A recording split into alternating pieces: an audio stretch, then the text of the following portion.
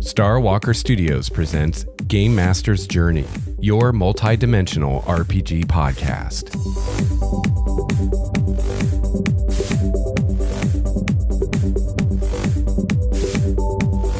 Hello, fellow gamer. Welcome to episode 178 of Game Master's Journey.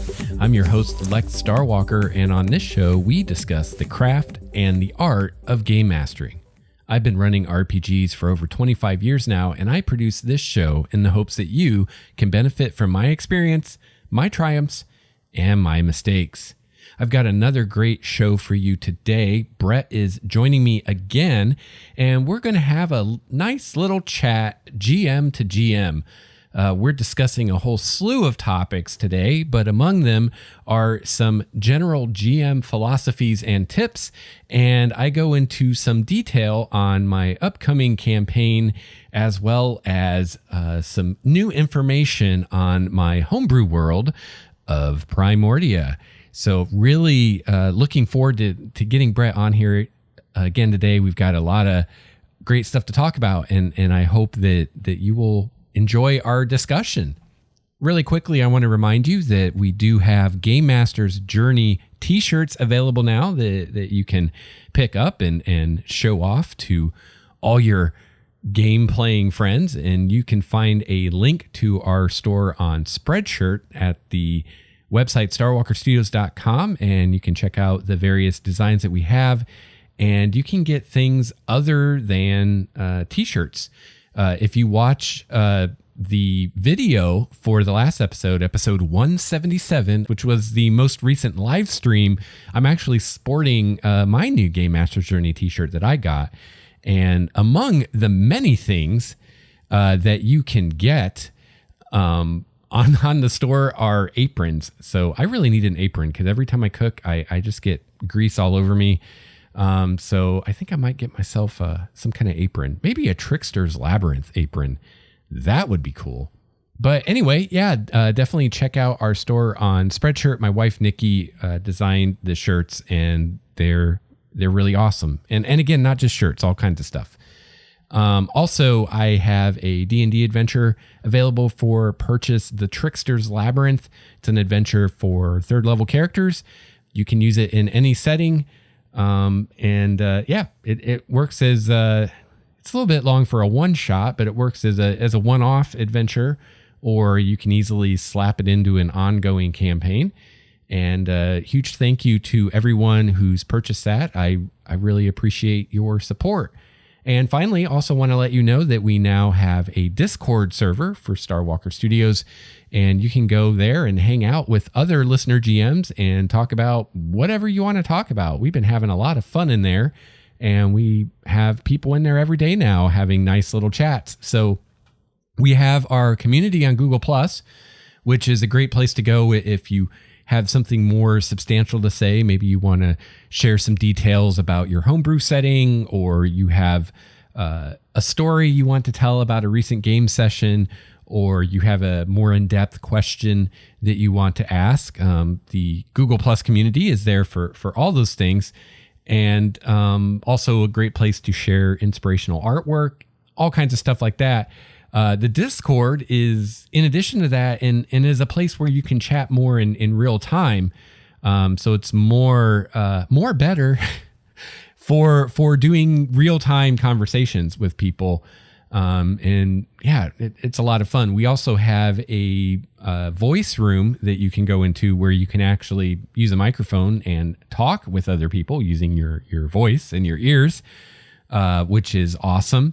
And very soon, Discord is going to have video capability, and I don't know yet if we'll be able to have a public video room or not, but I'm really excited about that because I'm planning to use it for my next campaign for the video chat. So I'm really excited. I've had good experiences with Google Hangouts up to this point for gaming, but they've removed their API functionality. So there used to be a nice dice rolling app that someone made for it that worked really well. And those things are not working so much anymore. And a lot of the functionality of Google Plus is going away for whatever reason. So it's really nice to have Discord, which is a service created with gamers in mind, unlike Google Plus. And you can get dice rollers on there, and it's really nice. One thing I like about it is it's set up more like a Mumble or a TeamSpeak or a Ventrilo server, so you can have numerous rooms, which is really awesome. So, now on Roll20, they have a function in the chat where you can have a private chat with one of the players, and it kind of mutes the two of you for everyone else. So you can kind of have a little secret conversation. But Roll20's video chat is problematic, to put it nicely. It has problems far more often than it works without problem. At least that's been my experience over the years. So I'm really excited to get away from Roll20 chat. And with Discord, you can set up numerous rooms. So it's really easy if you want to take one or a few of the players aside and have a private conversation. You can easily do that on the Discord server. So it's going to be fantastic for running and playing games online. I'm really excited. But right now, the text and the voice chat is up and going on our server. So please check it out and join in and say hi. And you can find a link to our Discord server as well in the show notes over at starwalkerstudios.com. Well, that's enough, I think, at the top of the show here. Brett and I have a lot to talk about today. So without further ado, I'll just progress on with the episode.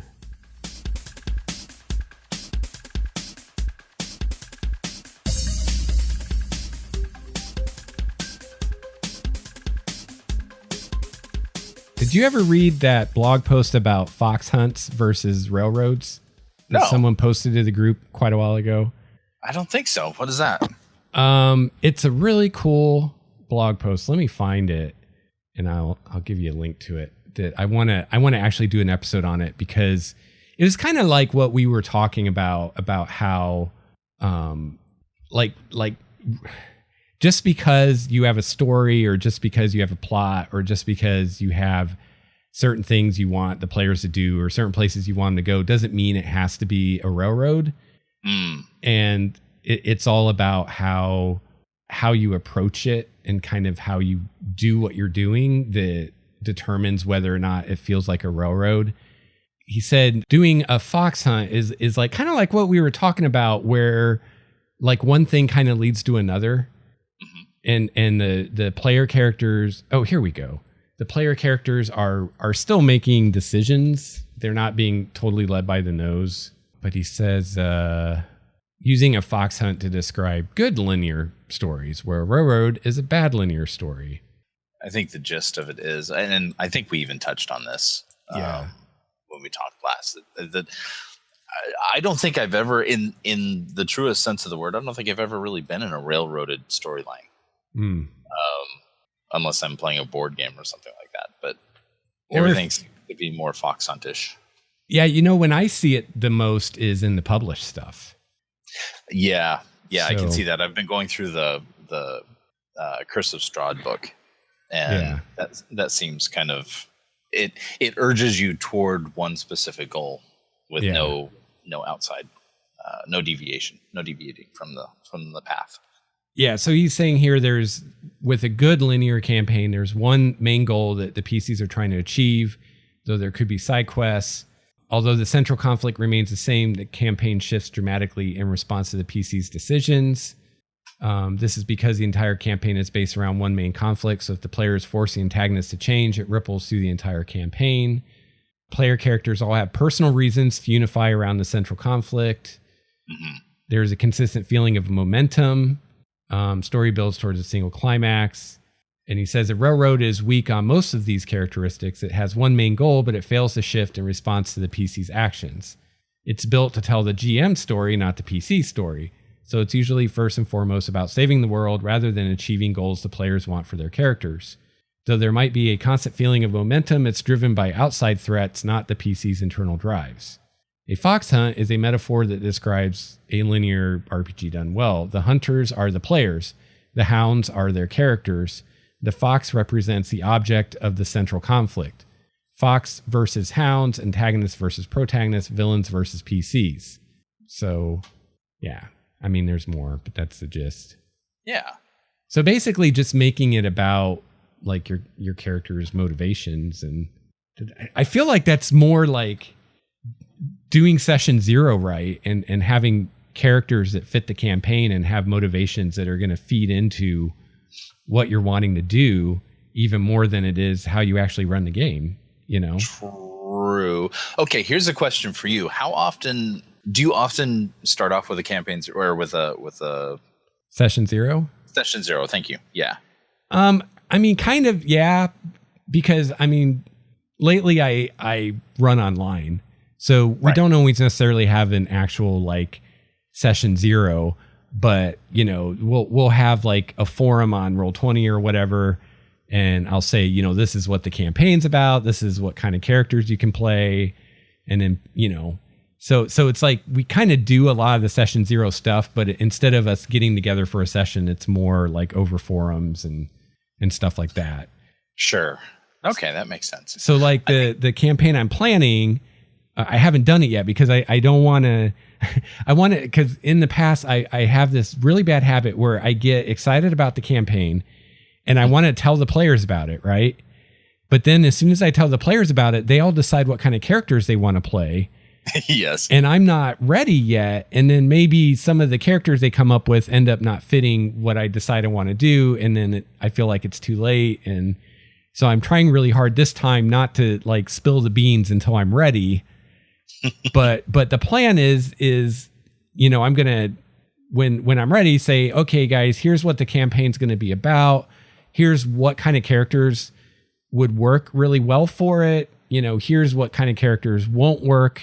You know, kind of that kind of stuff. Like, here's what to expect from the campaign, and here's how to make a character that's going to really fit this campaign well, as opposed to like you make a druid and we never go out in the wilderness, you know. It's a city-based campaign and you made a druid. A politics-based, an urban politics-based campaign. And yeah. And something I've consistently done poorly at is communicating like what kind of characters will work and what won't. And I think I've said this on the show before, where I feel like almost every campaign I've ever run, I have at least one player character that I feel doesn't really fit. Mm-hmm. But I see it as a failing on my part in communicating what I want. And so I don't want to like tell a player, no, you can't play your character, because I didn't do a good job telling you what I was looking for. You know what I mean? Interesting. Yeah. Yeah.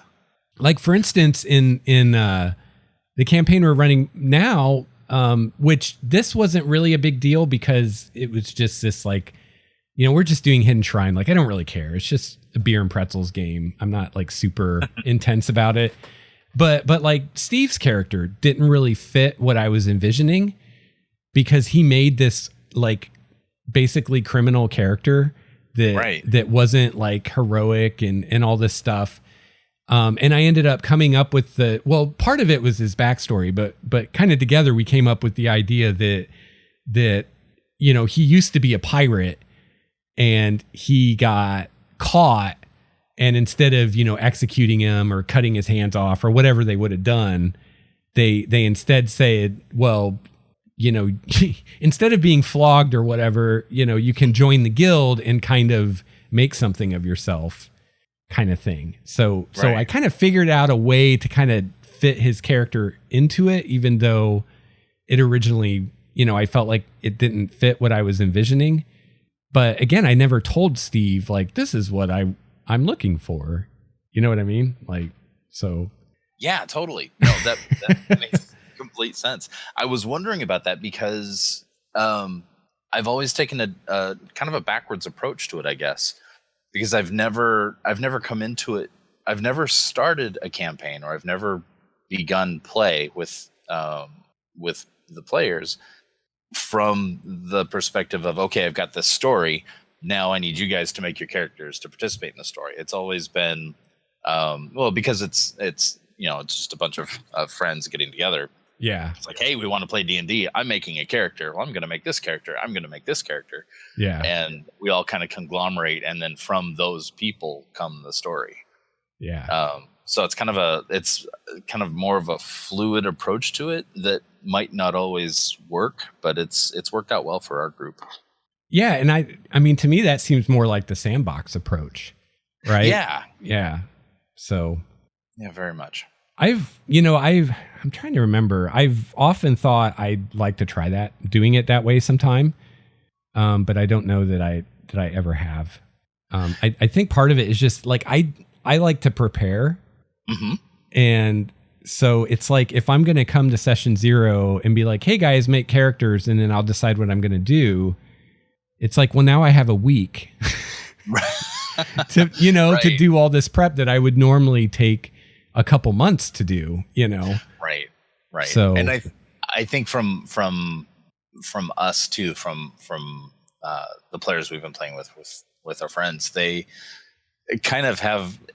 It was kind of fluid how we all started playing again, and as I said before, we were taking turns DMing and kind of building one-shot runs here and there, and it slowly morphed into this world that we have, and taking that, I think we had trying to think when we first started, there was a barbarian. I think he was a barbarian, a ranger, and the DM. So it was just the three of us playing, just the two characters and okay. me. And it's and then the ranger played for a little while and then became a druid, and Terry brought in a druid for a little while and retired the ranger to do other things. Don't know what happened to him, actually. I wonder. I might come across him later. Yeah. And then the druid went away because he wanted to play a wizard. So the druid has a backstory going on right now that's or a side story that's kind of in narrative mode. And while Terry is playing out Baden the wizard, and Andy's character too, the one character that he started with wound up retiring and staying up north in that campaign, and then he became Drusk the half orc, and we've been continuing with that. So I think because our group kind of switches between characters at the same time, it's both more difficult and a little easier to kind of run stories through whoever's playing or whatever character happens to be there. The difficult part is maintaining a plot or maintaining that history. Yeah. Because there were people that the original characters had interacted with a great deal who you guys have actually come across later on, but nobody in the party knows them. It's weird. So they're like the captain of the guard in Sereth. There was a big interaction with them, and different areas that you guys have found yourself in, like the ruins when Baden was arrested and taken back when you were deposited from the Shadow Realm. That ruined area. The previous characters had all participated in an action that was there. And so it's kind of funny revisiting those places with different characters and remembering who knows what and what experiences were where. Yeah. I think that kind of thing, and I mean, you can tell me what you think, but I think that kind of thing is easier also when you're running in your own setting as opposed to like a published setting. I've just in my history, it seemed a lot easier when I'm running in my own setting to kind of wing things. Oh, absolutely. And not prep as much, because I feel part of it is I feel like I have this freedom where I can just make stuff up and I don't have to worry about, does that fit the canon or whatever. Mm-hmm. And part of it's just, I just have a better grasp of it in my head than I will ever have of like the Forgotten Realms. So I can kind of just make these decisions on the fly and worry about like how that's all going to fit together later. Right. You can make it canon as it happens. Right. Yeah. That's a big help. I've only, if I remember correctly, I think I've only run as a GM. I've only run one published campaign, and I don't think we saw it all the way through. Okay. And that was back in the Rollmaster days. Okay. But, so everything has been homebrewed, either my world or one of the other DMs that were we were playing back and forth, or in their world. So it's tricky. I actually have less experience in published campaigns than I do in homebrews. I don't know. I think if people think that running published campaigns is easier, I think that's a misconception. I think it's different skills. I mean, it's very different, and I could see one GM being really good at running published stuff and another GM not, or one GM being good at homebrew and another not, because they're very different. True. Either way though, there's no, and I think you might have said this on your podcast, there's no, you can't just pop open the book and start the campaign. You still have to prepare. Yeah. There's a lot of prep that goes into it. Especially these big campaigns like Wizards has been putting out, like Curse of Strahd, Yes. Because you kind of gotta, you at least want to read through the whole thing once first. Mm-hmm. And then you got to be really solid on where the players are right now and what's going to happen next. And you also want to be fairly solid on the next few things after that, because you never know where they're going to go, and you want to be able to react and not have to be like, oh, stand by, I have to read the book for 15 minutes. It's like the ultimate in role-playing chess. Yeah. You have to be a few steps ahead. But looking at the Curse of Strahd book, it's a perfect example. There's so much detail in what the characters are going to be experiencing. Yeah. But it's both good and bad, because it can really give you the impression that you're limited. And if you go just by what's in the book, then that's actually dovetailing back into what we were talking about, or crossing back into what we were talking about. That's an easy way to get railroaded in. If it's not in the book, it doesn't happen. Right. Yeah. So I think even with the difference between you were talking about the different skill sets for homebrew versus these published campaigns. I think really, when it boils down to it, a good DM would be able to take the published as not really a guide, but like as the beginning, and then be able to flesh out around that. Yeah. So that you have a more robust world around that. Yeah. I just had a thought while you were talking about that. You know what I think, and I'm sure someone's done this. You know what I think would be a cool way to approach publishing an adventure is, instead of doing like, this is an adventure that will take you from level 1 to 15 and like the whole adventure is there, that instead it's like the beginning, and it sets everything up. It gives you a bunch of NPCs and locations, and it kind of gets like a plot moving. Right. But then that's it. And it's up to you and your group to decide how it ends. Oh, that would be cool. Yeah, I think set up yeah. Because you set up all the plot points, or the plot bunnies, or whatever you want to call them, and just have no end to it. Right. It's you decide how it ends. Because whatever we decide, chances are really good that that's not going to be the ending that's going to pan out for your group anyway. So why waste pages trying to tell you what one possible ending could be? Right. Yeah, I think. So you would use that book as like you would set the stage, right? You would set. Right. So if you're coming in as a first level character or whatever, you would set the NPCs, the home locale and the region, everything that's going on. You would set the plots, I guess, for the adventure itself. And that's a great idea. Yeah. Do it. Someone must have done this, right? This must be being done by somebody somewhere. It's got to. Yeah, I think running published campaigns, especially like a short adventure isn't so bad, but like one of these campaigns, like Curse of Strahd or Storm King Sons or whatever, like I think they're difficult, and I think in some ways they're more difficult than running something homebrewed.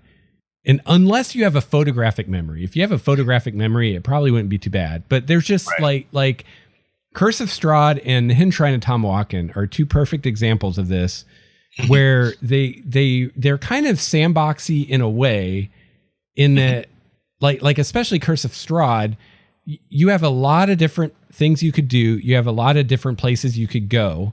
you have a few kind of pointers pointing you in a few directions, but really it's up to you where you go, when you go there, what order you do things. So as a DM preparing, unless you tell me what you're going to do next week, like I kind of have to be prepared to run any encounter or any dungeon from the entire campaign. And it's just like, you can't do that, you know?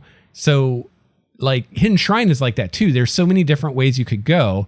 It's like, if I'm going to be prepared for this, I kind of have to be prepared, not just for the handful of encounters we'll get through tonight, but for the 15 possible encounters you could do tonight. You know what I mean? And it's too much to deal with. So with Hidden Shrine especially, I've tended to not really prepare for it much at all. I read through the next sections like beforehand, but that's about it, because I'm like, it's really a waste of time for me to do more than that, because I don't know which way you guys are going to go. And I could prep for room 23 and you guys go to room 36 instead, which I didn't prepare for. And, you know, I just wasted a bunch of time. And it's funny because, you know, I do this on YouTube and I'll get comments from people who will be like, you know, I think the GM should really read the book before he runs this, because he obviously doesn't know what's going on. And it's like, yeah, you just don't get it. Like, unless you have a photographic memory, there's no way you can hold all of Curse of Strahd in your head or all of the Hidden Shrine. And be prepared for any possible thing the PCs do. Where if it's some, go ahead. No, I was going to say, and it's more difficult with a publication because you have written down what's supposed to come up next. Whereas with a homebrew or your own adventure, it's you can craft it. You know, you have an idea in your head because you created it, so it's part of your core already. Yeah. You guys are going to be traveling through this canyon, or you have the canyon to the left, you have the lake to the right. You know at least what's there, and you have that initial creativity in your brain. Whereas the published campaigns, it's written down, and if it's not as it's written, then there's always that fear of like, oh, I screwed it up, or I missed something, or and I mean, Wizards does a great job, and all these adventure writers do a great job, but they're very detailed. So if you do just kind of wing something or pull it out of your ass, chances are good you're going to get some of those details wrong or miss something, and it'll be something that actually matters later. So then you have to do damage control and be like, oh, I never told the PCs about the secret room here or whatever. Yeah. Where on the story. Yeah. Yeah. Where if it's something you came up with yourself, first of all, you're more likely to remember about the secret door or whatever. And second of all, if you forget, it's like, who cares? I'll just put the secret door somewhere else. It doesn't matter. Just move it. Yeah. So I think having run a lot of published stuff in the last few years, I think they're actually harder. And that's one thing I'm looking forward to this next campaign doing completely homebrewed, is I think it'll be a lot easier to prepare it and to run it than running like Curse of Strahd or even Hidden Shrine turned out to be more challenging than I thought it was going to be. I thought it was just going to be this easy dungeon crawl, but right. It's so complex that it's more involved than I thought it was going to be. It's quite the complex. Yes, it is. This is Matthew Colville, and you're listening to Game Master's Journey. I want to take a minute to give a quick shout out to the patrons of Starwalker Studios. The support of the patrons makes this show possible. If you enjoy Game Master's Journey and you'd like to give a little back, becoming a patron is a great way to do so. It's because of the patrons that all the listeners of Game Master's Journey enjoy a bonus episode every month, as well as the monthly Game Master's Journey live stream. I'd also like to give a huge shout out and thank you to my Tier 5 patron, Steve. Let's hear it for Steve. Yeah. Yes. You the man. Thank you so much, Steve, and thank you to all the patrons. You can find out more about becoming a patron by clicking on the Patreon button at the top of the show notes at starwalkerstudios.com.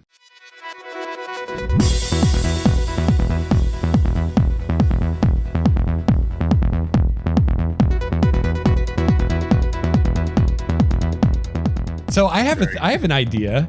Since you're probably, hopefully, going to play in my next campaign. Yeah. Maybe I can tell you kind of what I'm thinking I'm going to tell the players as far as like character concepts. And then you can tell me if you think that's good enough. Sure. Yeah. Okay. So one thing, and the kind of the crappy thing about this is there's a lot of like reveals that I want to do. So it's a lot of, I want you to do this thing, but I'm not going to tell you why, Okay. Because if I tell you why, it's going to spoil a surprise. So just do it. And later you'll find out why it had to be this way. So the one thing is I want, characters who have like a heroic concept. I think the way I put it in the player's guide I'm writing is I want the kind of characters that would run into a burning building to save like someone's child or something. Okay. Yeah. And makes sense. It's just for what I want to do. It's really important that I have those kinds of characters. So I think for the first time ever, I've said everybody has to be a good alignment. I'm not even going to accept like a lawful neutral character because I really want characters who will like work toward the common good kind of thing.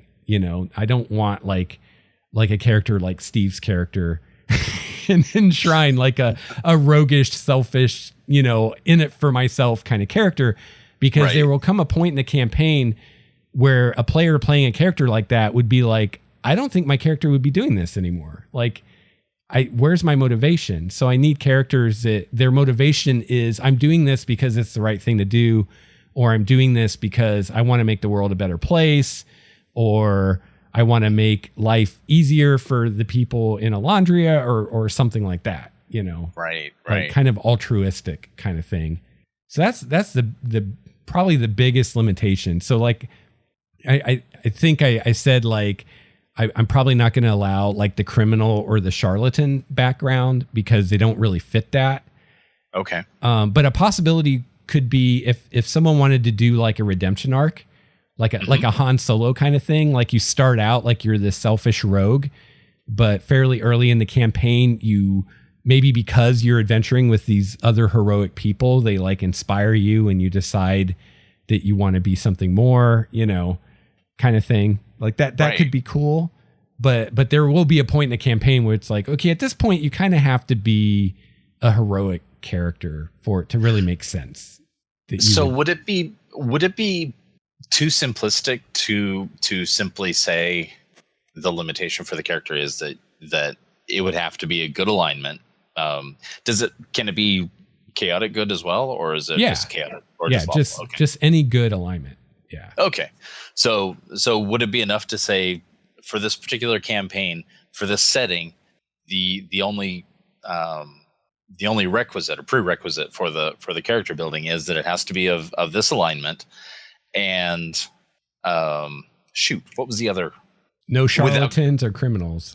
Yeah, and with these backgrounds, would that be too vague, do you think, or without giving away any ideas about the story itself? Yeah, I don't think so, but I mean, I'm comfortable telling people what I just told you, Cool. I mean, obviously this is going to be on a podcast, so they're all going to listen to it. Forget what you just heard. Cause I do like, if someone wanted to do the redemption thing, I think that could be cool. Like maybe because it's like, just because I have a criminal background doesn't mean that's who I have to be forever, right? Like people can change. Right. And it could be cool to play a character who used to be a criminal or, a charlatan or a con artist or something like that. And for whatever reason, they don't do that anymore. Or a wrongly accused criminal. Yeah, that would be cool. Okay, so that's the one big thing. The other big thing is, and this flies in the face of everything I'm going to be preaching about the setting, but I actually want every character to have, they don't necessarily have to have a quote patron deity, but I want every character to have one of the deities that they have some kind of special connection to. It could be that they have an actual bona fide patron deity, or it could just be maybe you think this God has blessed you in the past.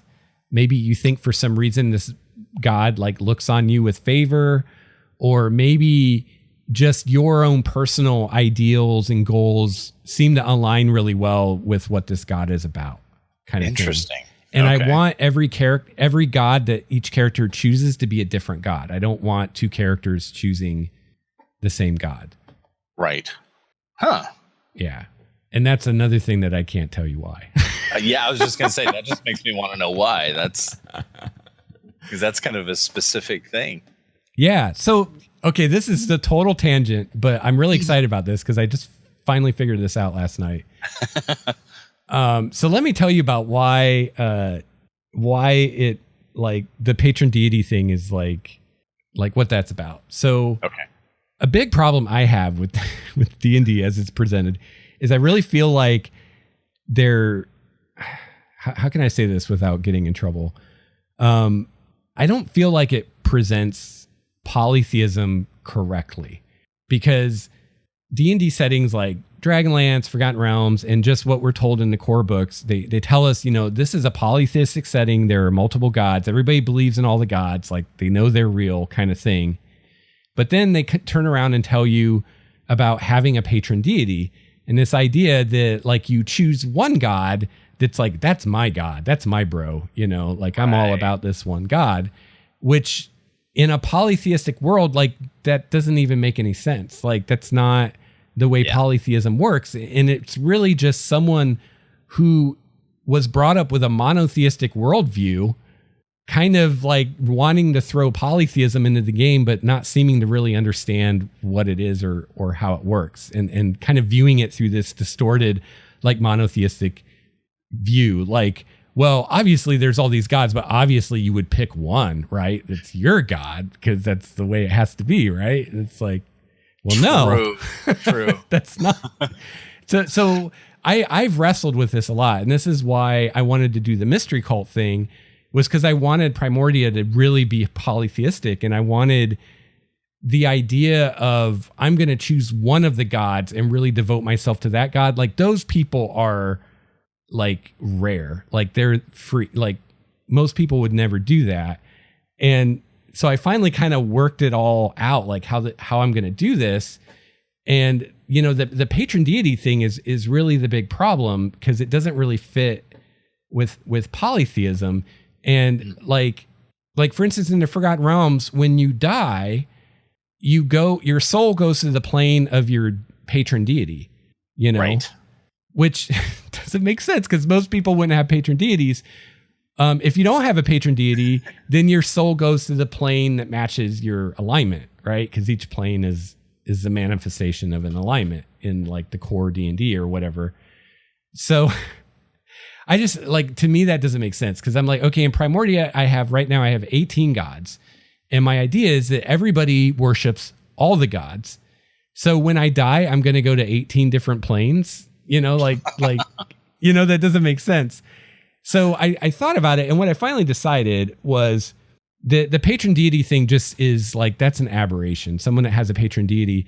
And the reason is that the gods are jealous, right? And it really comes down to each god's domain or their portfolio. So let's take like the god of war, for example. So the god of war, Kalis, his domain, his portfolio is war and anything that has to do with war. So let's say you have this character who's a young man or a young woman who's a soldier and marching off to battle for the first time. If that person didn't give some kind of honor to Kalis, like an offering or a prayer or something, there's a very real chance that that person would offend the god of war, or at least that's what people would believe, because going to war that's in his portfolio. And so it's like plagiarizing, it's like if you're going to quote a source, you have to give a reference kind of thing. Like you have to say, I got this quote from this book, right? Otherwise it's plagiarizing. It's that kind of idea. It's like, if I'm going to do something that involves a domain of one of the gods, I have to honor that god as I do so, or I risk that god getting pissed off and taking vengeance against me. So if that soldier didn't give thanks or something to Kalis before going to battle, then you're basically inviting a horrible death in the battle, because Kalis is not going to be happy. And at the very least, he's not going to protect you or help you out at all. And he might even like make things go against you because he wants to make an example of you or whatever. So the idea is in Primordia, people honor all the gods, and they honor them anytime they do something that involves that god's portfolio. So God of War, anytime you fight in a duel or anytime you go to battle or anything like that, you would be thinking about the God of War and maybe make an offering or make a prayer or say, every kill in this battle I dedicate to Kalis or something like that, right? Right. And so the gods are very jealous. And I see it like when you worship a god, whether it's giving an offering or praying or whatever you're doing, you're like sending energy to that god. And that energy is like their food. It's like it gives them power. Right. And so the gods know, like the God of War knows who's sending him energy, how much they're sending him. And he also knows how much he's receiving from you compared to how much you're giving to the other gods.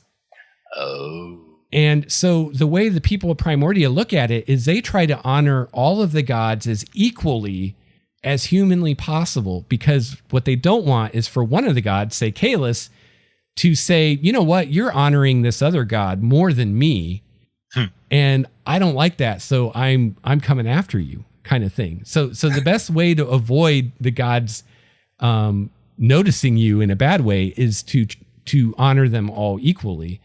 So someone who says, I'm going to follow Kalis above and beyond all gods, he's my patron deity, they're kind of like thumbing their nose at all 17 other gods.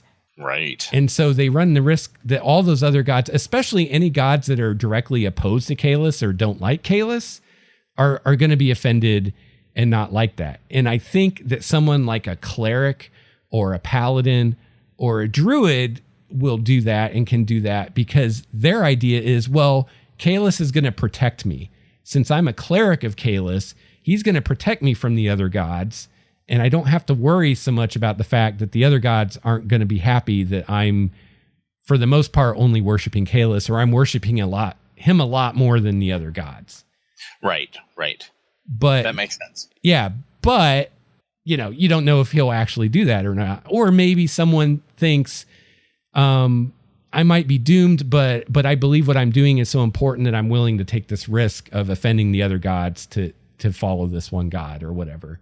But I think it's something that your average person would never dream of doing. It'd just be like you're tempting fate. Kind of like why the benefits you're going to get from that one god are not going to outweigh the downsides you're going to get from the other 17.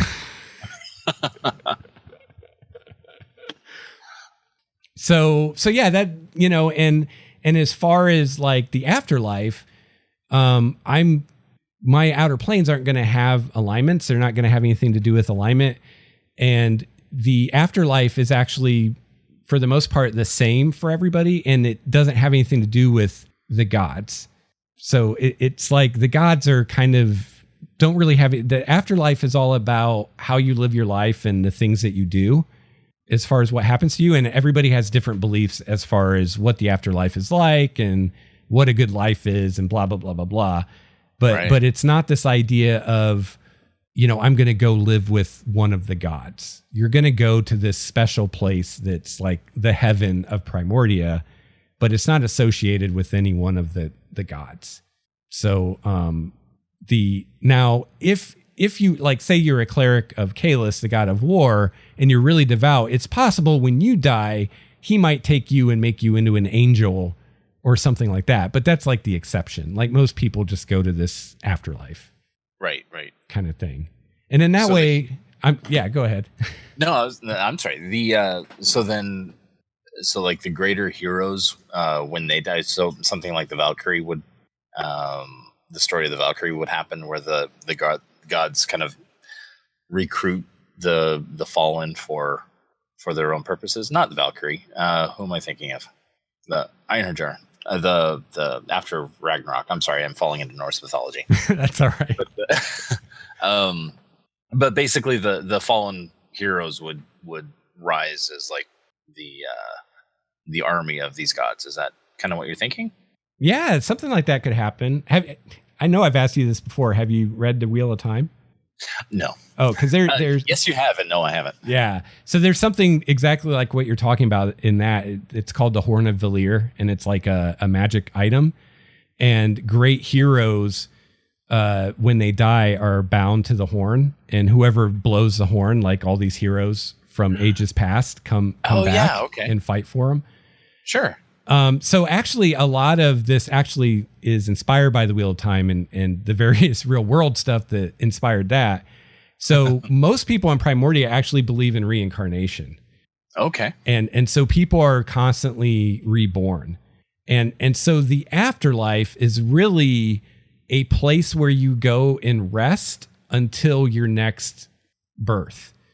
So cool. So when you die, you go to this other plane and you stay there for a while. And if you had a good life, it's a fairly pleasant experience. If you had a bad life, it could be a very unpleasant experience. But then after so much time, you're reborn back into the world. And so I've even thought about like how that's going to affect resurrection. So, once someone's been reborn, you can't resurrect them because, or at least that's because you're there in a body. Yeah. Or at least that's what's believed. Ooh. Might have to try it and see what happens. But I mean, usually the time you spend between lives is more than a human lifetime. Like, I was going to say, is there a statute of limitations on reviving? Yeah, it's probably like, it could be decades or hundreds of years because in this other realm, like time is kind of meaningless. Right. And this other realm is, I don't know. Fuck it. I'm like, how much do I want to spoil? No, don't spoil too much. Don't spoil too much. So it's kind of like its own plane, basically, this place that people go when they die. And it's not specifically the place where any of the gods live. The gods, it's not where any of the gods are. It's its own place. The gods have their own little domains in the outer planes. Okay. So the only time someone goes to live with a particular god is if they're really devoted to that god and that god decides, hey, I can use you, kind of thing. Right. And then they might become some kind of an angel or something like that. So in this way, like I don't have to worry about like the planes having alignments and like I don't see my deities as really having alignments. I see them as being kind of beyond the concept of alignment. Which is a pretty big, like in D&D, like alignment is this like cosmic reality, right? Like the outer planes are manifestations of the different alignments. And it's like this fundamental building block of the universe where, in my world, it's just human morality. Like that's all it is. It's not like the atom. It's not a fundamental building block of the universe. So the planes don't have alignments. The gods don't have alignments, because I mean, really what's evil? It's when someone does something you don't like. Right. So, a god destroying a city. Yeah. People would say, oh, that god did something evil. But it's like the way I think about it is like somebody killing a bunch of ants. Would you say that person is evil because they just wiped out 1,000 ants? It's like, well, no, it's like, who cares? They're ants, and that's like what we are to the gods. Now, if someone just spent a lot of their time just killing as many ants as possible, you might start to think there's something wrong with that person. Like there's something else going on. Yeah. Right. Right. But that's more a thing of you're spending way too much time doing this kind of twisted thing that doesn't really matter. What's wrong with you? As opposed to, oh, you're so evil because you're trying to kill all the ants, Right. Yeah. It begs the question: Is there true? Oh man, I don't want to go down this rabbit hole. Is there any true evil from the natural perspective, right? Or is it something like the evil men do? To quote Iron Maiden, it's just it's hard. I always have had a difficult time with when gaming throwing in the alignment and having people play off of it because. Some of the best story arcs come from when they fall away from the alignment, like when good people do horrible things, or when bad people like you were saying earlier, redeem themselves. They do something particularly good and heroic. Yeah. Really makes for a great story. And not just in gaming, but in books and movies and everything. That's like it's the Han Solo, right? Right. Yeah. Or like Game of Thrones. I mean, have fun assigning alignments to any of those characters. Oh, jeez. You know? Yeah, no. You'd have to do it on a scene-by-scene basis. An episode. Yeah, exactly. In this scene, Jaime Lannister is lawful good. In this scene, he's lawful evil. In this scene, he's chaotic neutral. You know? Yeah, really tough to dissect that crew. Yeah, I think alignment is great as like a shorthand for morality. Like especially for me as a DM to look at a monster and say, okay, this monster is chaotic evil. Like it in 2 words, I have a pretty good sense of like how I'm going to role play it, you know. Yeah. But as far as like building game mechanics around it and all that, I don't think it works so well. I agree completely. And setting alignments to, or setting planes to specific alignments, and setting even artifacts, that sort of thing gets a little wishy-washy. But it can be used as, if it's used loosely, alignments can be used as a good gut check for the players too. Just kind of are you looking at you're role playing the character, you're going through the scenarios and the actions, and throughout the campaign something specific happens and you as a person want to do it this way, but looking at that paper, it's like, well, actually I'm chaotic neutral. Would I really do it this way? And how would that, it's just like a quick gut check. It doesn't have to define the character. That's a really good point. And it can help you play a character who's different from yourself. Like totally. Like maybe in the real world, if I were to give myself an alignment, I don't know, let's say it's chaotic good, right? But this character I'm playing is lawful good. Right. So when I make decisions like that, I can be like, well, I would do this, but my character is more lawful than I am. Right. So he's more concerned about what the law is, where I'd just be concerned about what do I think is right? And who gives a shit what the law is, Yeah, exactly. Or sometimes if I'm playing, or if I'm playing like a lawful evil character, I can be like, well, this is what I would do, but what would a lawful evil character do? Right. Yeah, right. That's a good point. It just kind of helps you steer when you're playing the game. That's all. Yeah, but the whole like the planes having alignment thing has always bothered me. It doesn't make any sense to me. Yeah, and I know there's a lot of fans of Planescape out there, and I really want to like Planescape, and I like the idea of adventuring in the planes, but I don't really like Planescape because it's so wrapped around this idea of alignment, and they take it even farther where there's these philosophical groups representing the different alignments, and they like, are constantly in conflict with one another. And it just doesn't fit what I see in the world happening around me. I just don't see that. It's hard enough to see good and evil in the world, much rather, lawful good versus neutral good, and, like lawful evil versus neutral evil. It's like, it's just, I don't know. Yeah. Yeah. So and like one thing I wonder about is like, okay, let's say I live in one of these worlds and let's say I'm neutral good and my wife is lawful good. So when we die, we're going to go to completely different afterlives and never see each other again, just because our alignments are slightly different, even though we lived in the same culture and blah, blah, blah, blah, blah. Like it just doesn't. Right. And who would want to believe that? Who would want to live in a culture and believe that when you die, you're never going to see your loved ones again unless they had the same patron deity as you and they had the same alignment as you? Like the whole idea of an afterlife is, I'll see my loved ones again. And, like people comfort themselves with that. So how comforting would it be if it's like, well, in the afterlife, I never will see my loved ones again. Yeah. Like, oh, well, I guess this is it. Yeah.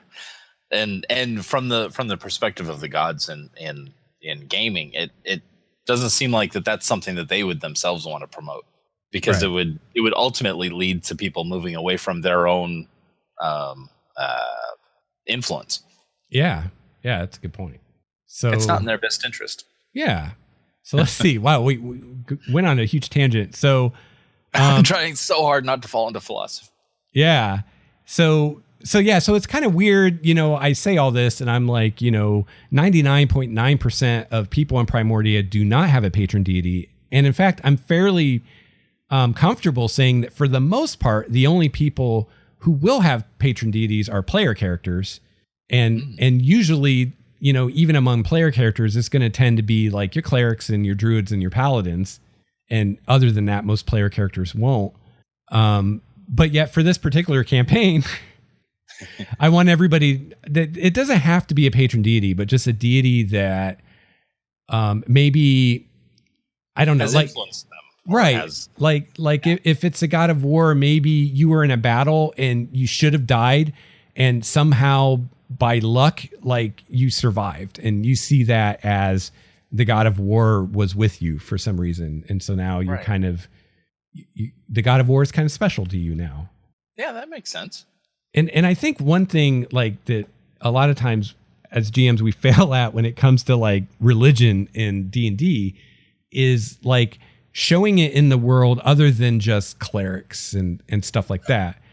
So I've really been trying to think about like how it affects the culture. And one thing I was thinking about is, each god has a portfolio, which is what they kind of are over. And the idea is that the gods aren't omniscient, which is to say they don't know everything about everything. But when it comes to their portfolio, they're pretty much omniscient. So anytime you're doing anything that at all touches on the war portfolio, the god of war knows what's going on. Oh, I see. He doesn't know everything you do, or the goddess of marriage knows when you cheat on your wife, that kind of thing. And so one thing I thought of is when things happen that like us in our world, we would say, oh, that was luck or serendipity or chance or coincidence. In Primordia, people will ascribe it to one of the gods. And no one really knows, like, if a god is really at work in this situation or not. And if so, which god? Like, that's beyond mortals to know.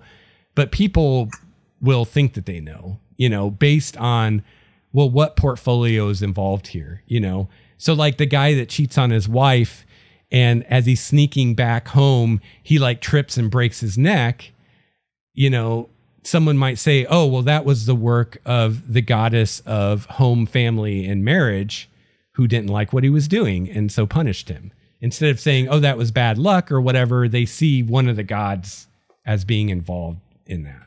Right. And so anytime you're doing something that would involve one of the gods or might involve one of the gods, you're either praying to them in the hopes that they will help you do what you're trying to do, or you're praying to them in the hopes that they just won't get in your way and interfere with what you're doing. And the idea is that people, for the most part, when people make offerings to the god, it's more out of a sense of fear and obligation than it is that they're hoping for like a blessing. It's usually only in dire circumstances or when they're really desperate that people will actually ask the gods for favors, because it's more like we'd really rather just avoid the notice of the gods and let the gods kind of do their own thing and leave us alone. And so we'll do what we can to avoid offending them, but we don't really want to call attention to ourselves. That makes sense. But that works well with the whole paying tribute to all of them at once, or paying, not giving too much attention to any particular one. Right. So let's say I'm a parent and my kid is like really, really sick and I'm afraid they might die. Like I might pray to, a god, like the god of healing, to heal my child and ask, for something in that, because it's really important. And like, I don't care the consequences at that point. But I would probably also, maybe not at that moment, but later, like let's say that my kid gets better and is okay, then I might go and give offerings to, say, the god of death, so that the god of death isn't angry because, maybe the god of death really wanted my kid or something. Or at the very least, I gave this huge offering to the god of healing, so I want to square things up with the god of death so that we're cool. You know what I mean? Right. Yeah. and all the other gods while I'm at it, you know? Right. Which is why this church, whatever it's going to be called, is kind of important, because their whole thing is, hey, we intercede with all the gods for you. And if you just give your money to the church every week, we'll take care of it and you don't have to worry about it. Of course, it's probably all BS. They're really spending that money on their private yachts and stuff, but you know, whatever. I don't want to sound too cynical. Not yet. Very good. That sounds cool. So I'm trying to think what other guidelines. I mean, I have more specific guidelines. Like, for instance, a ranger would be an awesome character to play in this, because there's going to be lots of wilderness exploration. But yeah, that's the big things, like good aligned heroic character. You need to have a deity that you're especially cool with, and everybody needs different deities. And I think that's really it. Other than that, that's not bad. Yeah, it's pretty open. And no gnomes. And yeah, no gnomes and no stout halflings. But there are genasi and various types of Azamar and elves with wings. So you can be a flying character if you want. I will greatly give up the gnome for those. Yeah. So absolutely. Again, I've never played a gnome. I don't know why I'm hung up on that, but because they're really short. Who wants to play someone that's 3 feet tall? I don't. Oh. and at least halflings are like, I don't know. They're honestly, I think the only reason people play halflings is because of Lord of the Rings. I think if Lord of the Rings didn't exist, no one would play halflings either. But at least they're really good at being like thieves. True. You know, stereotypically. It's like, well, gnomes make really good wizards, but then so do elves and so do humans. And, you know, it's like, you don't have to be a gnome to be a really good wizard, you know? Yeah. So you don't want to play a gnome just for that, just to be a wizard. It's not really necessary. No, not at all. So no, that's all good. So do you think that's enough guidance? I mean, I guess it's kind of hard to say, but it's difficult to say. But as long as the rest is open and there's nothing else that you want to hold people back from playing, anything that might be disruptive to the story itself. No, I think that all sounds good. That's a strong beginning.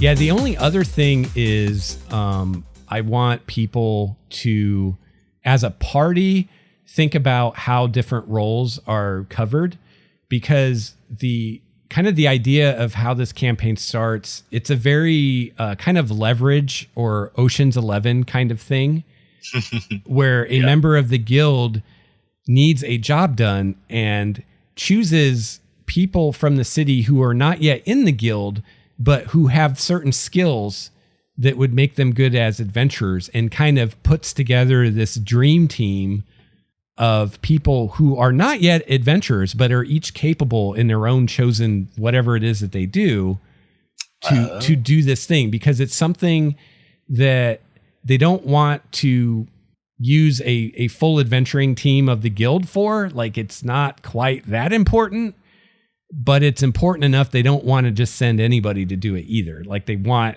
it to happen. You know, they want it to be a success. So because of that, it's like to have a party that, you know, didn't, like, for instance, to have a party with no one has the survival skill wouldn't make sense, because that's something that like you guys would have to have. And this person kind of forming this group would never form a group without, it'd be like doing Ocean's 11 and you don't have a grifter. It's like, you wouldn't do that. You know, you got to have a grifter, right?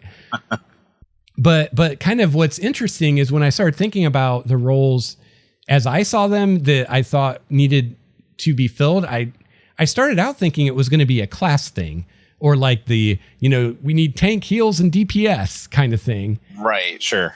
But what it really ended up being was, it was really more about the skills. It really boiled down to, we need someone with survival. We need someone with arcana. We need someone with stealth. Yeah. So it was kind of like the roles are really more based on the skills. So you could fill that role through your class or even through your background, you know, because like a background could give you, you know, survival. and then you can fill that role kind of thing. So I do have, in the player's guide I made, I have a section on the different roles, and like your group as a whole should probably have these covered, kind of thing. Interesting. That's actually kind of cool, because it's both as a DM and as a player, I kind of feel like the skills are underappreciated. They're or at least I I tend to like wash over them very easily. You roll those all the time, and yet there's not an outward or an overt need for a particular set of skills that is needed for the party. It's always, anybody can try it. You might not be great at it. Right. Yeah.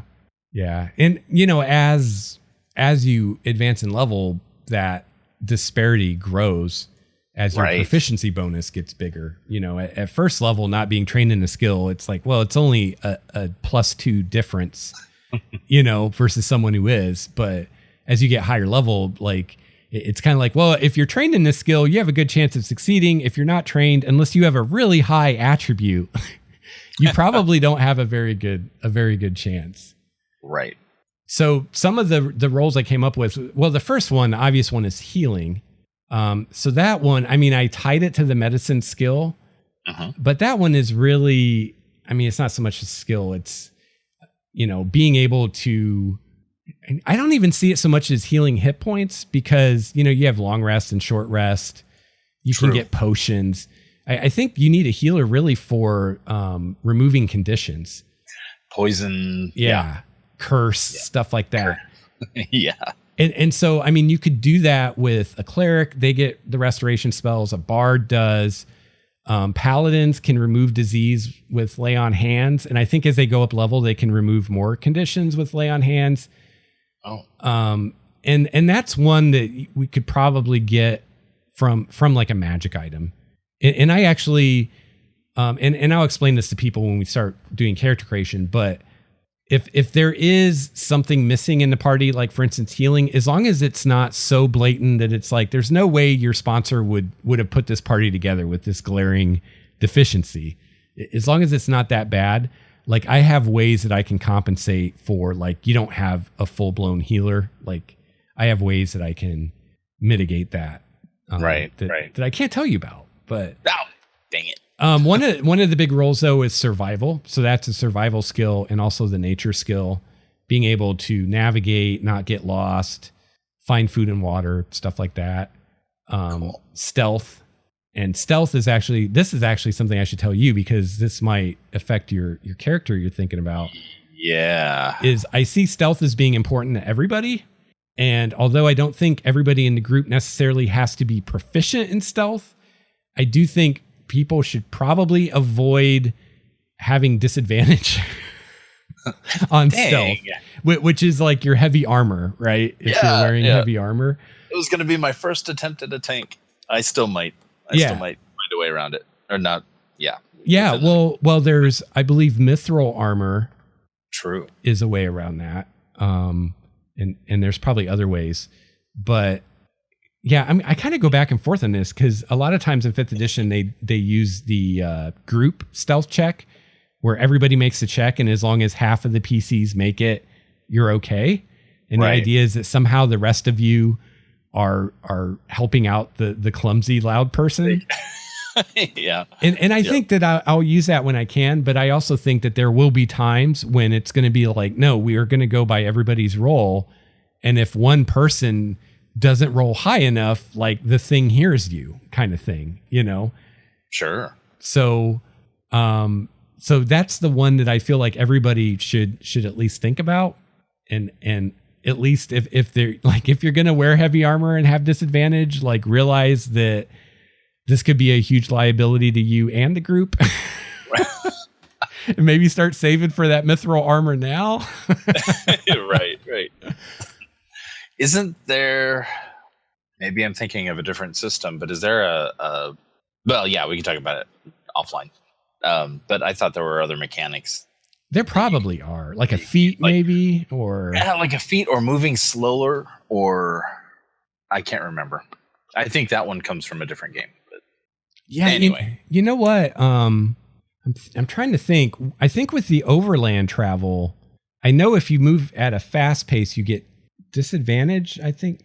Or no, it's if you're moving slow, you can move stealthily. That's what it is. Okay. That's what I'm thinking of. Another role is Arcana, the Arcana skill. That's going to be useful for all kinds of stuff. And also, if you encounter any rifts, being able to figure out where the rift is going and figure out if you can seal it or not. And I'm going to come up with like spells that you use to like seal rifts. Oh, cool. Another role is diplomacy. So that would be persuasion or intimidation, depending which way you want to go. Insight, maybe deception. So like your face, right? Like someone's got to do that. Perception. You want to have at least one person that's good at perception. Fighting. I guess that's another one that everybody's going to be doing. And then religion. So yeah, these all, with the exception of healing and fighting, these all pretty directly map to a skill as opposed to necessarily a class. Although I did map fighting to athletics because it can be nice to have someone that's good at athletics in case you need to climb or swim or something like Jump. that. Yeah. At least definitely. have one person in the group that can do it. Because I've had groups where nobody could do athletics and it's like, well, crap, what do we do now? Nobody can climb this thing.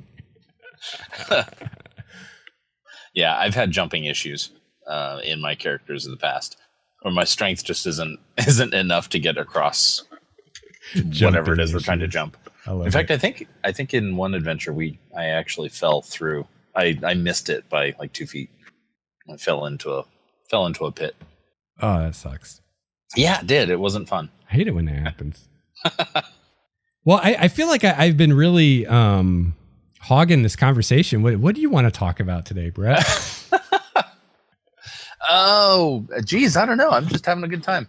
Have you ever read well, I'm assuming you have because you're going through the pages now, but have you ever read the DM's guide front to back? Pretty much. Yeah. Have you? Yeah. Yeah. I really love that book. I actually enjoyed reading it pretty much front to back. I don't think I read like all the magic items, but other than that, I think I pretty much did read it front to back. I think there are still parts in your podcast you're coming up with. You're discussing things that I must have just skimmed over. Yeah. I'm still in chapter 1. I love the book. I know you are. I know. At this rate, I just hope I finish it before I die, you know? No, I love all the stuff that they put in here, but I've used it as kind of a guide. Literally Dungeon Master's Guide. I look up the stuff that I need at the time because I know I'm not going to remember all of it. Right. And so by doing that, I feel like I've skimmed over so much. That's really probably not something a DM should admit, but yeah, well, I mean, I don't know that those books are intended to be read cover to cover. They're more like reference books, you know? Yeah, exactly. Look up what you need when you need it kind of thing. But I tell you, when I did the Player's Handbook episodes, I found so much stuff when I was making those that I'd either forgotten about or never noticed or had been remembering wrong or doing wrong. And and it's kind of nice because now I feel like it's kind of like what Jeremy Crawford says. Like, I don't know everything that's in the Player's Handbook, but for the most part, I know where everything is. So when I have a question, I know where to find the answer, which is pretty cool. Yeah. That's really nice. That's a benefit. Definitely a benefit. Yeah. Cause it's not always where you think it's going to be, you know, I mean, they're laid out pretty well, but not perfectly. So, well, it's a lot of information that cross-references each other too. So it's hard to lay out the ideal because everybody's ideal is going to be different. But yeah, it always seems to throw off every time when I'm DMing. Every time I have to pause to look something up, it always throws me off and pulls me out of the story. And I don't like doing that. Yeah. But yeah, as you run more, it happens less and less, I think. True. I know when I first started running 5th edition, like we were stopping to look stuff up all the time. It was nuts. And yeah, It's funny now that I think about it. I don't really do a whole lot of rulings on the fly in 5th edition. I usually either remember what the actual rule is, or I know well enough where to find it that I feel like I can find it quick enough that I can just look it up real quick. And I don't really remember much at all, just being like, oh, I'll just do it this way and figure it out later. And in 3rd edition, I did that all the time. And it is like the first part of every session was like, okay, here are the things I did on the fly last week that I since looked up and learned were wrong. And this is how we're going to do it from now on. And I would have to decide, am I going to do it the way the book does it, or am I going to do it the way I did it last week and let everybody know? And right. Did I just house rule it? Yeah. Yeah. Yeah. So I really dig that about 5th edition. Like, it's so simple. It's like you can really kind of grasp it, you know? Well, it allows you to tell the story without getting too bogged down. Yeah. That's what I love the most about that. And the stories I hear about 4th edition. Yeah. So it's all good. Yeah. Yeah. So I dig it. I got to get you guys to try Numenera sometime. Yeah, I'm interested. I know absolutely nothing about it. So yeah, it's a lot of fun. I like the setting a lot more than I like the system, but the system's all right. It like D&D is very simple and something that you can just kind of internalize it and not hardly ever have to look anything up. In that way, it's even more simple than D&D, I think. Oh, wow. So that's cool. But I love the setting. It's a lot of fun. And it's very much influenced a lot of what I'm doing with Primordia. Oh, cool. But it's funny, you know, when I first got into Numenera, I thought it was like this super unique thing that I'd never seen before.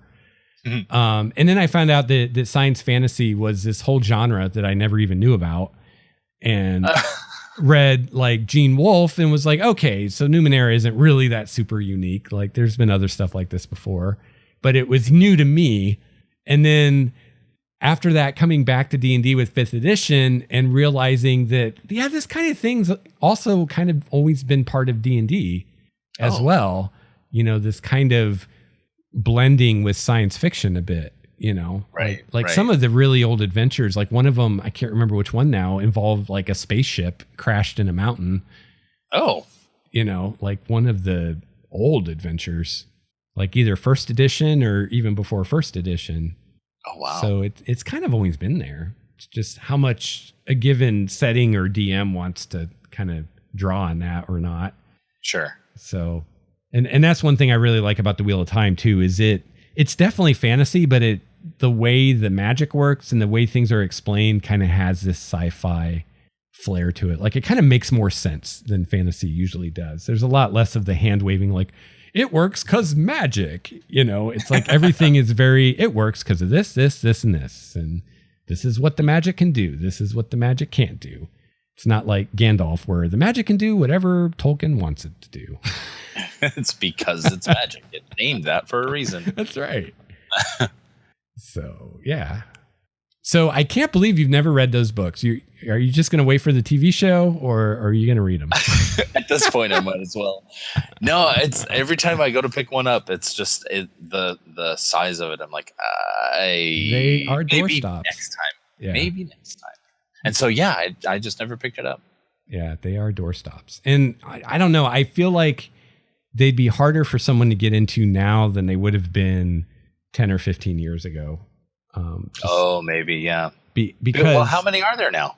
I think the total, not counting the prequel, is 14, I think. Yeah. Well, the reason I say that is because of the writing style and just the writing style that you see in the popular fantasy has changed over the years. And now, you know, the style now is a lot less description and more just dialogue and what happens and very little or sometimes no description. True. Where these books are heavy description. Like he'll spend a page or two just telling you what everybody in the room is wearing, what they look like, what the room looks like, what the architecture's like, what their clothes are like just really rich detail, but it's just a very different kind of pacing than a lot of the more modern stuff. So I could see people that are really into fantasy these days and what's coming out now having a harder time getting into it, just because it's like, wow, this just seems like a lot of words and a lot of descriptions and a lot of, what everybody's clothes look like. Yeah. A lot of navel gazing and but it's cool because you can see everything vividly in your head. Like, exactly what people look like. Exactly, like when you go to a different country, exactly how their fashions are different than the other places you've been, and how their clothes are really weird. Because these guys wear veils over their face, and these guys' clothes are very reminiscent of feudal Japan, and blah blah blah blah blah. And so it's cool in that way. And when they make the TV show, hopefully they use that, and recreate it instead of like, we're going to do our own thing, because it's all there. Like, like the wardrobe person, man, you just got to do it. Like, it's all there, what it's supposed to look like, So I think, what was it? Well, this wasn't fantasy. This was sci-fi. Old Man's War. Is that Scalzi, I think? But anyway, that book, like he never described anything. Oh. I think as far as the main character, we got hair and eye color and gender, and that was about it. And as far as like the places that you went and the things you saw, like he hardly ever described anything. It was a good book. It was well written. And I think if I weren't a writer myself, I probably wouldn't have even noticed that he never described anything. Like, I'm like, I don't even know what these spaceships look like, But yeah, it's just, I think overall it's probably a better way to write if you want as many people as possible to get into what you're doing. Right. To see what you're seeing. Yeah. Because you're just focusing on the dialogue and what's happening, so it's very snappy, The other way. Yeah. Yep. Almost like reading a screenplay, probably. Very quick. Yeah. Quick to the points. I don't know. It's too much description kind of lulls me to sleep sometimes. So, but then not enough description. That's a great word. Description. I like it. Oh, wow. I wonder where that came from. Too much description. Or I'm sorry, not enough description pulls me out of the story just as easily because I can't figure out what's going on. So, right. Yeah. You got to find that middle ground. And to kind of bring it home, it's the same thing like when you're running a game, right? Like, Exactly. Yeah, you don't want to, and I think you've said this before, you don't want to start off with, or at any time, you don't want to have to, in order to get your point across, hand a manuscript to your players and say, okay, to understand what's going on, you got to get through this first. Yeah. Or maybe even worse, read a manuscript to your players. Oh, no, I don't like my own voice. I'm not going to put it through. Yeah. I'm not going to force everybody else to listen to it for that long. It's go ahead. No, it's okay. Go ahead. Well, I was just going to say, even the published stuff, like for instance, Curse of Strahd, some of the read aloud text in there is just way too long. And there you're only talking about maybe 2 or 3 paragraphs, but it's still too long. So, if as a GM, you're going to sit here and write 3 pages typed that you're going to read to your players, like you might not want to do that. Yeah. Yep. Yeah, that's true. Yeah. Every page, it seems like, or every page I open to in it. I mean, it's great description. Yeah. Yeah. It's really flavorful. It is. And you start to feel, if you do read all that, you start to feel pretentious and like you're being way too purple, it's just like. Well, and my problem with doing that is there's a point where it gets to a point where you can tell when you're being read to, and you can tell when the story is developing naturally. Yeah. Yeah, totally. But then, like we were just saying with books, you don't want to go too far the other way too and not give enough description, especially if you're doing theater of the mind and then you have people confused about what's going on and where everybody is and all that good stuff. Right. Yeah. One of these days, I'd like to talk to you about that because I had an experience that you were part of. with Theater of the Mind. Okay. Didn't go quite as well as I had hoped. Was that when you were running it? Yeah. Right. I feel like, and I think a lot of it has to do with the players. Yeah. And me, my inability to describe things as we go, and we're all so used to having maps, even if it was just like a whiteboard when we were playing. Yeah. In the living room, something to use as a point of reference. Yeah. And so trying it without, it didn't seem to work as well. And I don't know if it's because, well, I think it was a number of things. I think it was something new that I hadn't done before, and that I was trying out, that threw everybody off because nobody was expecting to do it. And we got into a particular encounter that pretty much required some sort of element of where everybody was, you know, in association. And yeah, so I don't know. So my experience didn't go all that great as a DM. I don't feel like it did. It sounded afterward like everybody seemed okay with it, but it didn't feel like it went well. Well, I'm remembering an instance from your campaign. I don't know if this is the time you're talking about, but my perception of it was, I thought it was fine. Like we got into a combat, I think it was, and we were, you didn't have a map or whatever. We were just doing it Theater of the Mind, and you were describing what's going on, and I was fine. And but then one of the other players, it was like there's like one thing that they didn't understand, and they were just like, I can't do this. We got to have a map. It was like they just as soon as there's one thing they needed a clarification on, they just threw up their hands and they're like, I can't do this. I need a map. I think that's literally what he said. I can't remember which one it was, but I think it was more a thing of the players not being used to that. Yeah. And maybe not being willing to give it a shot than it was that you weren't describing things enough or whatever. Well, and I think not even necessarily giving it a shot, but it was pulling them out of it, right? It was pulling them out of the action of the encounter where they were having a hard time understanding, or not understanding, but I was having a hard time describing to them what was going on, where they didn't have a visual in their head because of that. And so the frustration kicked in. From my perspective, it was entirely my fault because I wasn't describing it to the detail that they're used to. Yeah. Well, I think part of it is Theater of the Mind play it's just different. And it's, just like kind of comparing running a published adventure versus homebrew, it's like a different skill set in some ways. And, true. Very true. And if you only use maps and minis and you haven't played that way before, you haven't played that way very much, then, you don't really know how it works, and a big part of it is kind of the going back and forth. Like the DM says, this is what you see.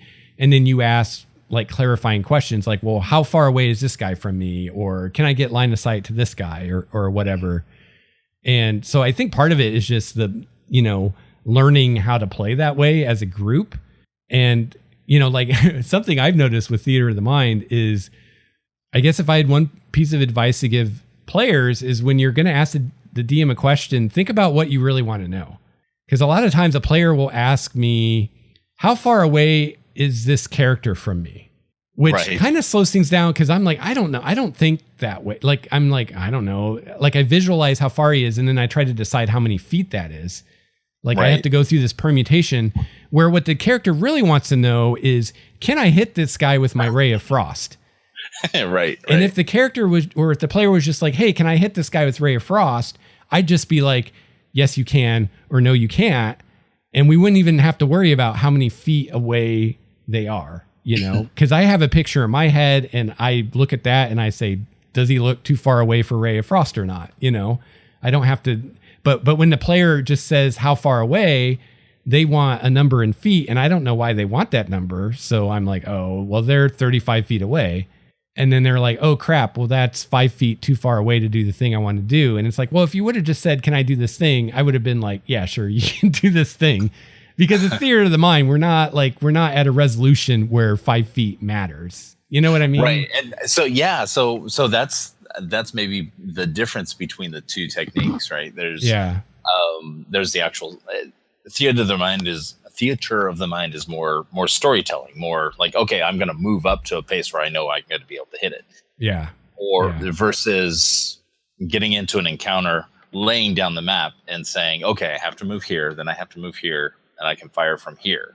Yeah. It's more of I move in, jolt to the left, and launch a magic missile at it or what have you. Yeah. And I think it's more telling the DM what you want to do.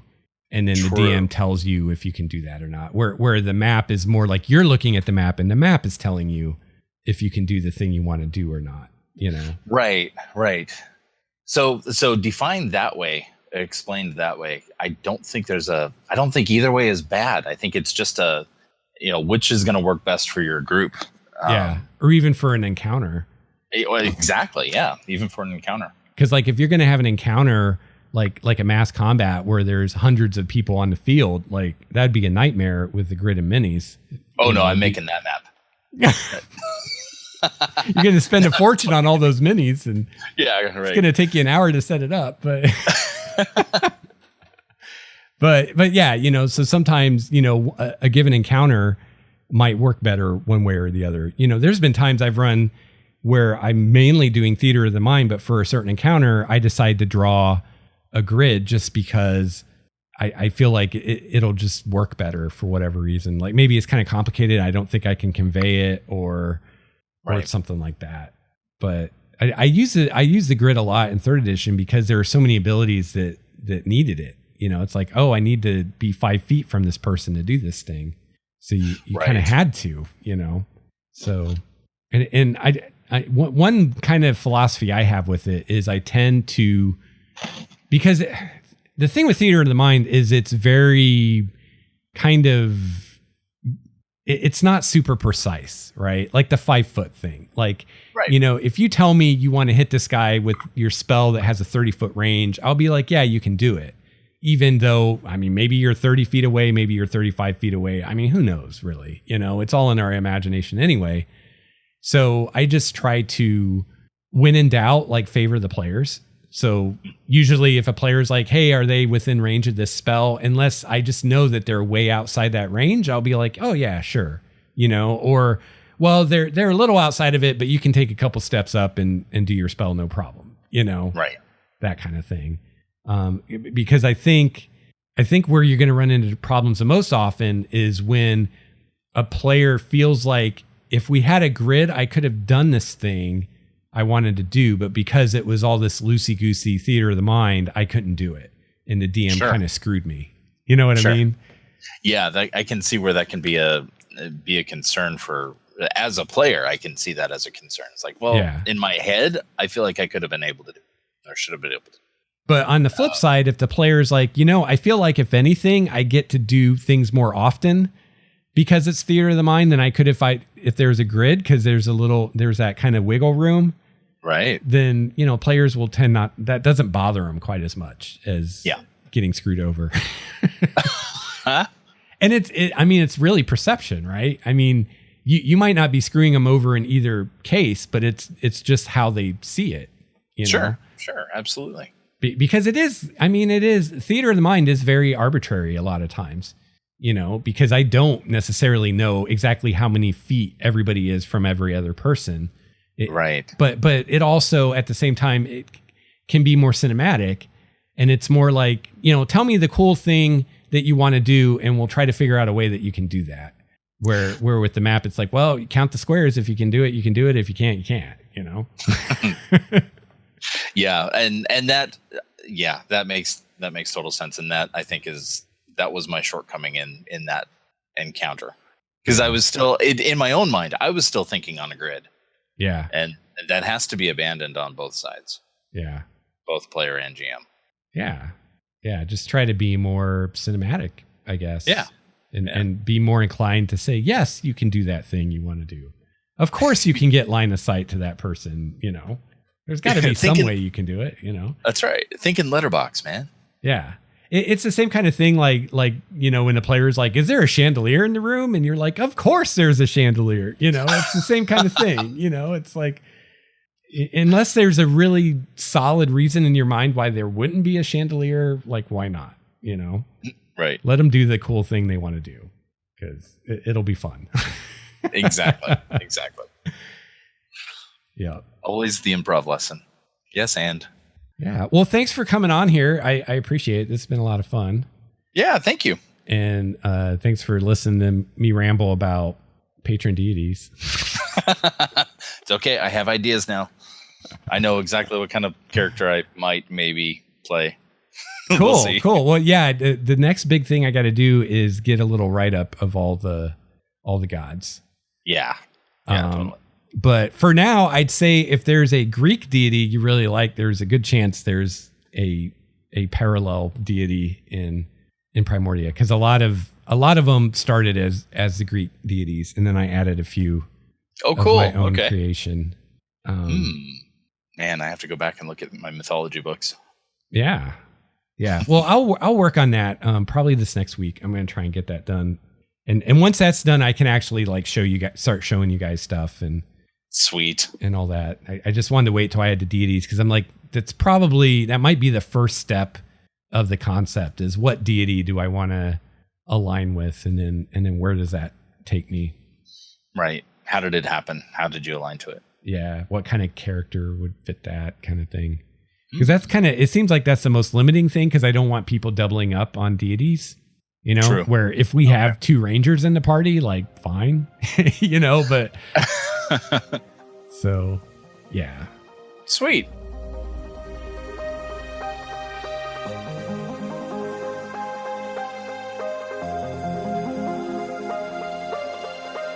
All right, well, that is going to wrap it up for episode 178 of Game Master's Journey. I want to thank Brett again for coming on with me today and talking GMing with me.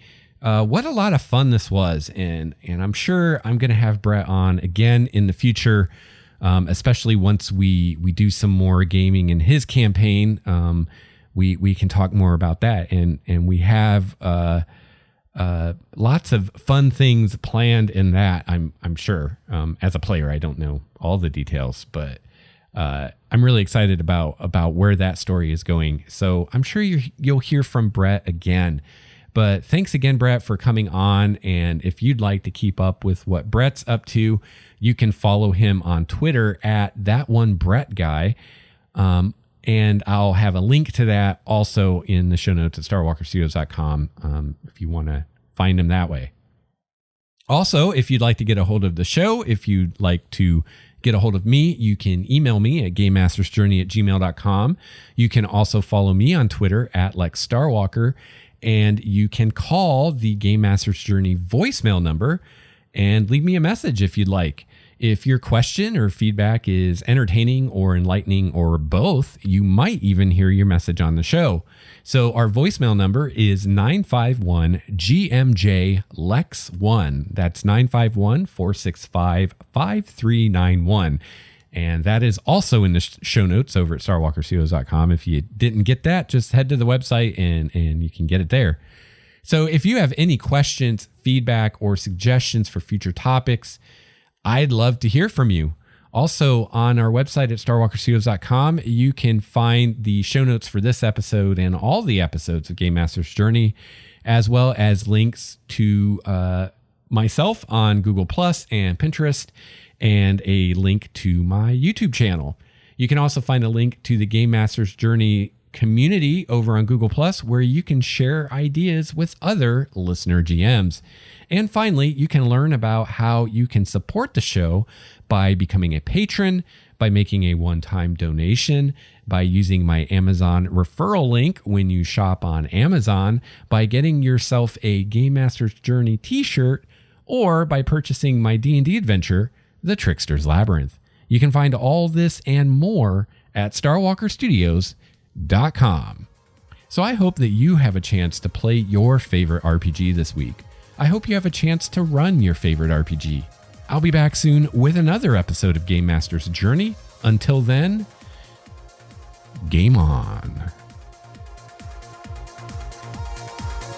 This has been a Starwalker Studios production, your source for quality gaming and hobby podcasts. This episode's music, courtesy of Cloudwalker, Transboy, Renfield, Stanko, and Ish. See the show notes for more details at starwalkerstudios.com/GameMastersJourney.